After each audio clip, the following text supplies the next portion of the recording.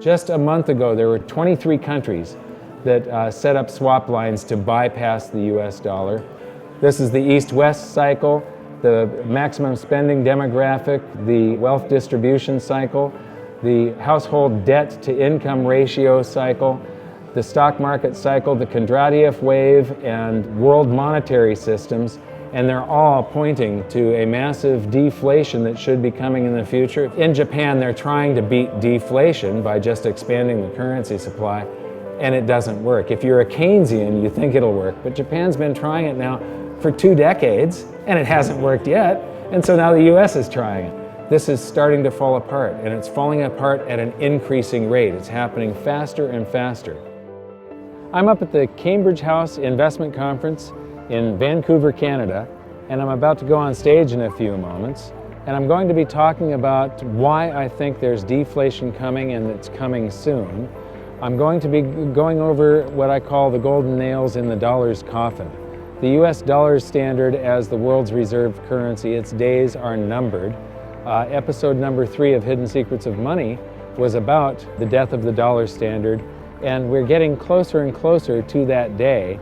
And it seems like every week now there's another nail in the dollar's coffin. So this is just an update on that and a progression of it. So I hope you enjoy this. I hope you get something from it. Come on in and join me.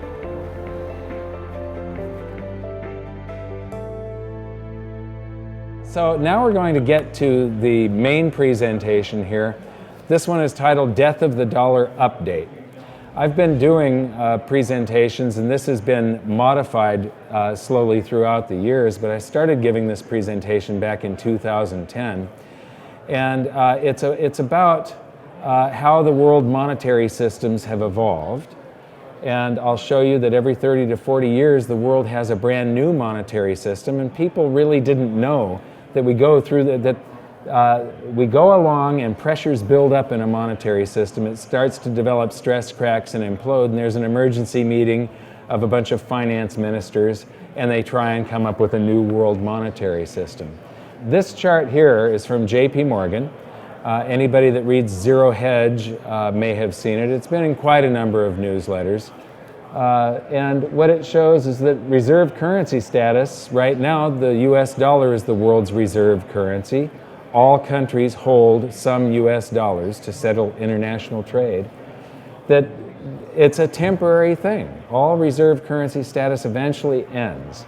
And what you see is before the US, it was Great Britain. The British pound was the reserve currency, and the Bank of England did all of the international settlements.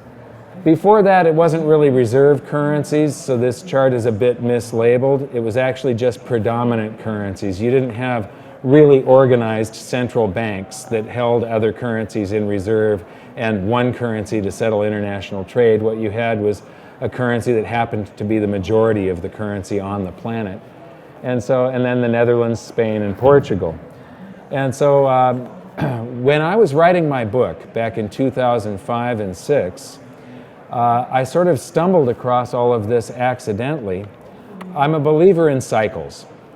And I took every currency crisis, every stock market crash, every bad depression that we had had, every bank run that we had had, put them all into a spreadsheet just to see if I could find some regularity in a cycle when it comes to the dates of these things.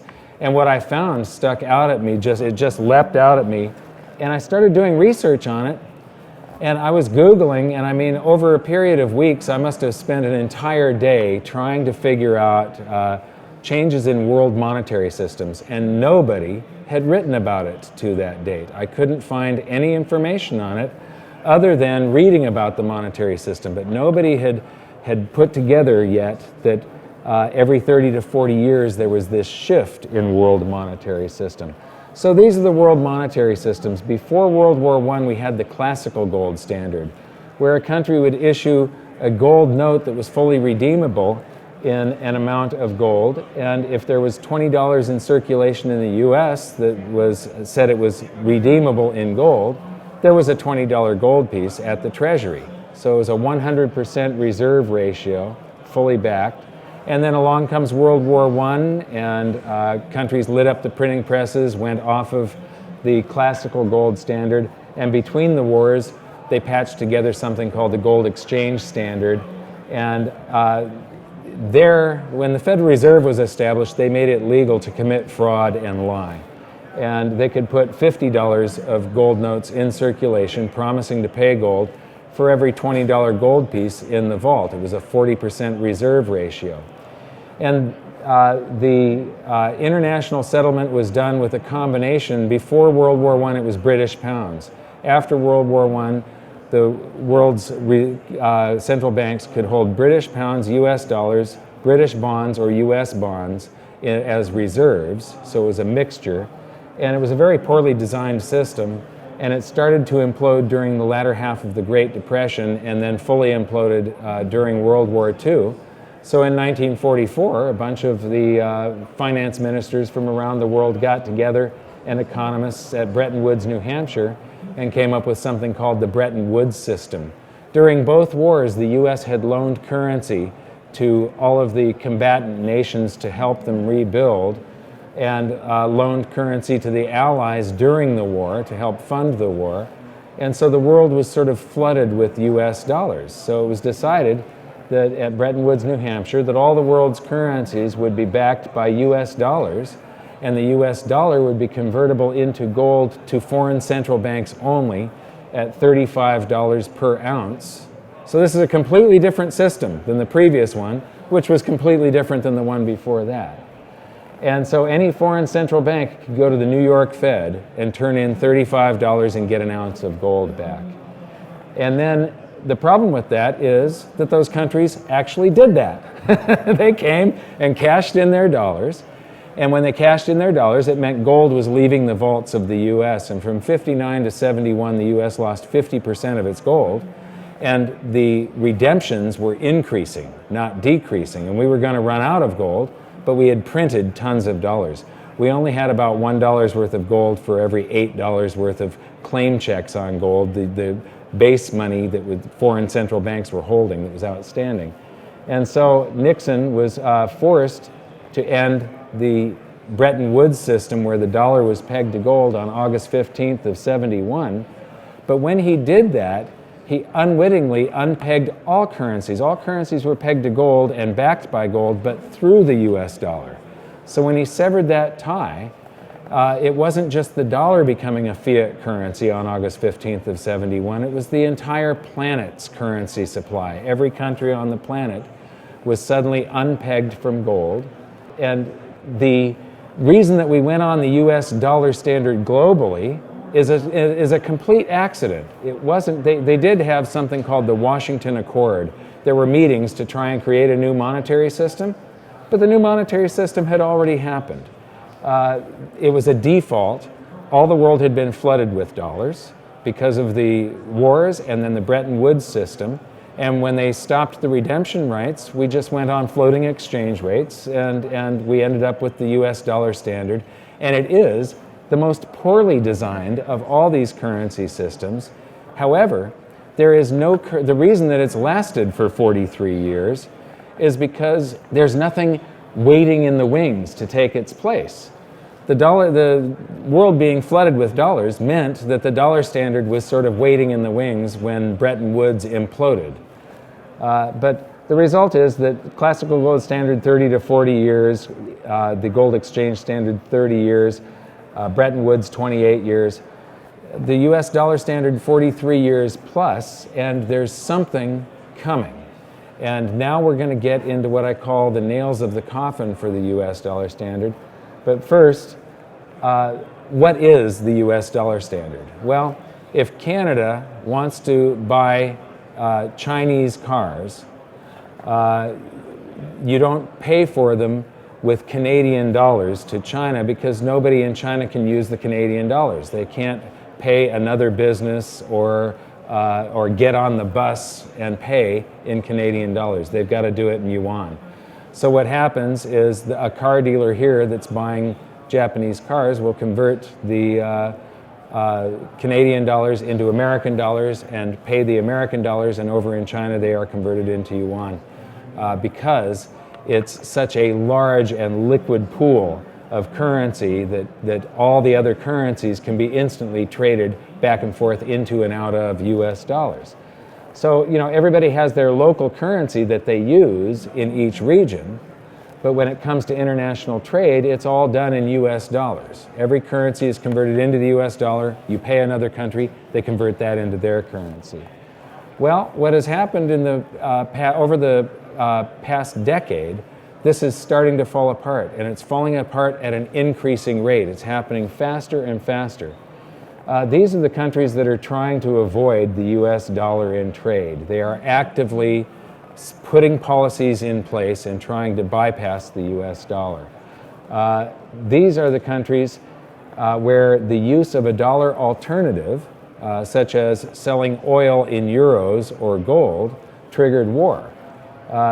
The countries with the boxing gloves, gold has been introduced as a competing currency. Utah made gold a legal tender money in the state of Utah. And then the countries with the up arrows are the countries that are actively accumulating gold. Central banks are big buyers of gold these days. The airplanes are repatriation of gold. Venezuela got their gold back from the Bank of England. Germany is getting their gold back from the New York Fed, but the New York Fed doesn't have it. It's going to take 7 years to get it back. And then the question marks are probably future gold repatriations. It's citizens demanding of their government that their government repatriate their gold from the New York Fed or the Bank of England, the old entities that used to do the international settlement under those previous monetary systems. So this is the timeline of the nails in the coffin for the US dollar standard, and I believe that because there's no other system waiting in the wings to just sort of take over, that this is going to be very chaotic and very painful for most people. In 1971, August 15th, Nixon removed the gold backing and all the world's currencies became fiat floating currencies. And then there was this nice calm before the storm and everything worked just fine. And that's the way it was in all the previous monetary systems. They worked fine for a while and then pressures build up, disequilibria happens, and stress cracks start to develop, and then it starts to implode. And so that happened until Saddam Hussein started selling oil in euros. Well, we know how that worked out for him. Then along comes the 2008 crisis. Then Iran ends oil sales in dollars. We have quantitative easing too, and add another $600 billion to the currency supply and the base money in the United States. Then Muammar Gaddafi announces that he planned to sell oil in other currencies like the euro and gold, and we know how that worked out for him. China and Russia bypassed the dollar. Chinese president says dollar reserves are a product of the past. Utah recognizes silver and gold as money. China and Iran bypassed the dollar. Venezuela repatriates their gold. China and Japan allow currency swaps. India and Japan bypass the dollar. Russia and Iran trade directly. Iran sells India oil for rupees and commodities. China and Brazil trade directly. African countries ban the dollar. Now, for a while in Zambia, you could go to jail for using US dollars. There were a number of countries that were trying to get off of the... there's countries around the world that are very dollarized. For instance, in South America, there are countries where most of the currency supply is US dollars. They don't use much of their own national currency. I've spoken in Peru, and there it's about a 50-50 mix, and every cab driver, every grocery store, they all take either currency, it doesn't matter, and they know what the exchange rate is, and they're used to it.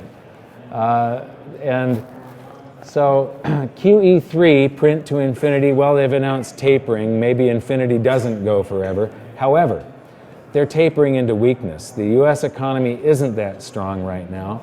This is a bad time to taper. It would have been better to taper last year. So they're tapering into weakness, so we'll see how this works out for them, but I don't think it's going to work out that well. Iran trades energy for gold. Germany increases the rate of its repatriation of gold from the Federal Reserve from 150 to 300 metric tons. And all of these nails are falling on the dates in this timeline, and you can see how there's more and more and more of them closer and closer together. They're speeding up. Japan increases their... Have you heard of Abenomics? How many people have heard of Abenomics? Okay. Well, in Japan, they're trying to beat deflation by just expanding the currency supply, and it doesn't work. If you're a Keynesian, you think it'll work, but Japan's been trying it now for 2 decades, and it hasn't worked yet, and so now the US is trying it. And every country on the planet is printing to beat hell. China considers gold, not the dollar, as a yuan reference. So right now, internationally, when you're trading yuan, it's always priced in dollars. They're considering trying to peg it to gold somehow. China agrees to a $45 billion swap line with the ECB, the European Central Bank. Well, that means that when Europe buys Japanese cars, they now pay in euros. They don't pay in dollars. So the dollar is no longer required. More than half of all the world's currency is US dollars. More than half of those dollars reside outside the United States. They're sloshing around the planet in this international trade, and now countries are skipping the US dollar, so it isn't as necessary. So all those dollars will eventually come back home to the US, and that's when the US will see a big inflation. We saw a huge inflation of real estate back in the late 80s as Japan, with their big stock market bubble, came to the United States and bought up all of the prime real estate like Rockefeller Center and most of downtown Los Angeles. An enormous inflation in real estate. We're going to be seeing the same thing as all of these dollars that are used in international trade come home because they no longer need them around the rest of the world. Korea signed a deal with Indonesia for a currency swap agreement worth $10 billion. Australia does a currency swap deal with Korea and opens up a trading exchange for Chinese yuan. New Zealand does a currency deal with China.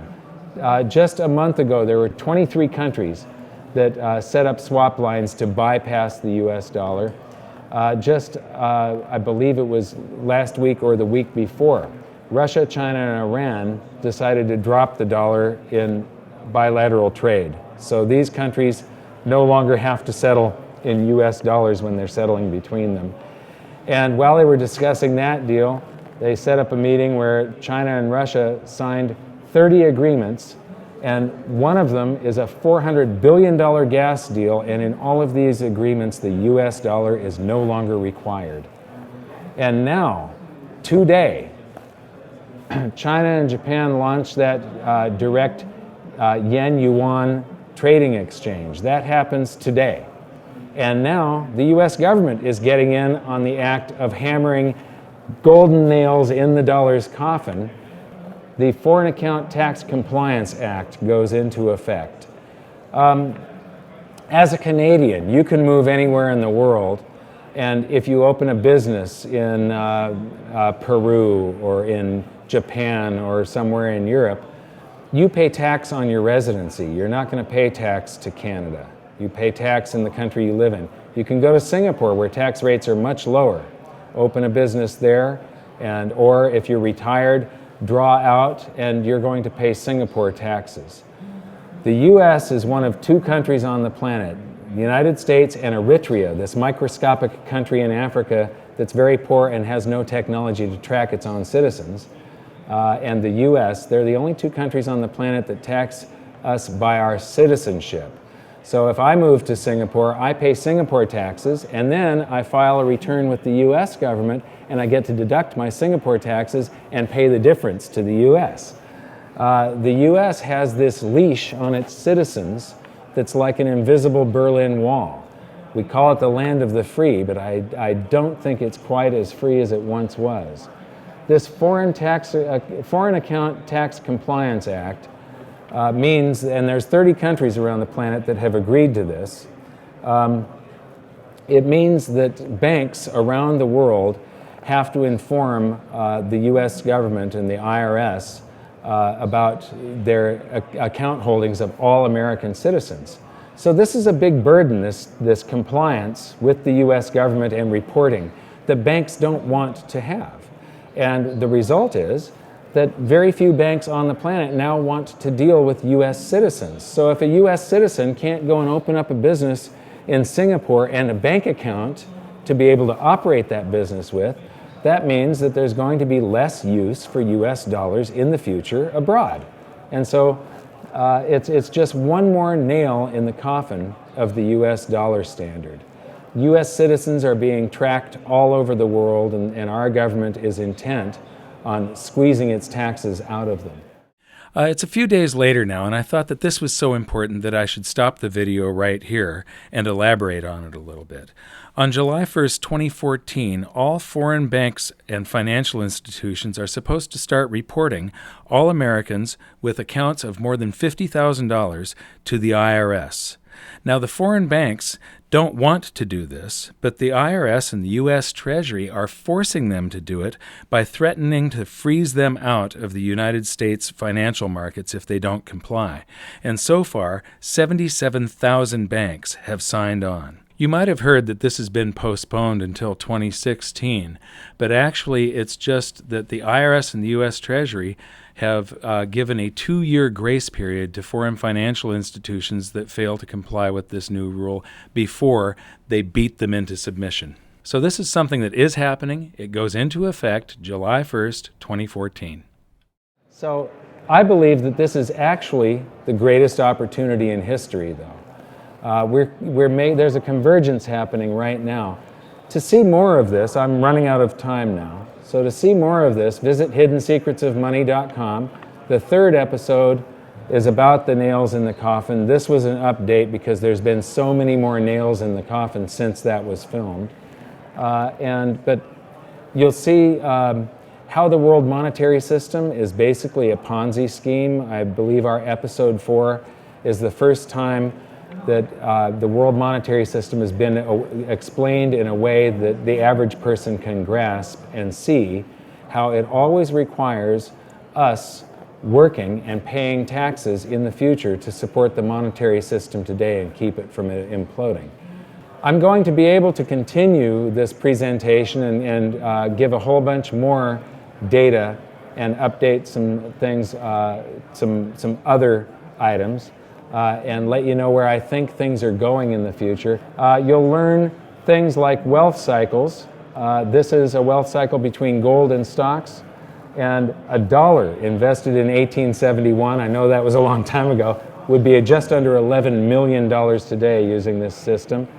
This is the East-West cycle, the maximum spending demographic, the wealth distribution cycle, the household debt to income ratio cycle, the stock market cycle, the Kondratiev wave, and world monetary systems, and they're all pointing to a massive deflation that should be coming in the future. If you want to know about this, come back at 2. And this is where the big opportunity comes from, the spread between the value of gold at the Treasury versus the currency in circulation.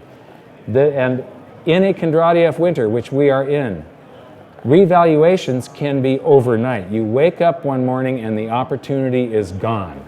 This is the Russian ruble, and you'll learn more about that and our own, in the United States, the currency devaluation that happened in 1933 at 2 p.m. here. Thank you very much. And these things are all deflationary events, and the world's central banks are trying to stave them off with currency creation. And it isn't working, no matter what they do. So I really think what you're going to see sometime before the end of this decade is a huge deflationary crash, and then countries will print their way right into hyperinflation, because what will happen is they'll print and nothing will happen. And they'll print and nothing will happen. Because as they print, people are still scared and they'll save that currency and they won't spend it. And they keep on printing, and in my book I wrote that like the U.S. government could do helicopter drops. They could refund all the tax that you've ever paid in your entire lifetime. Eventually, there will come a time where people say, you know what?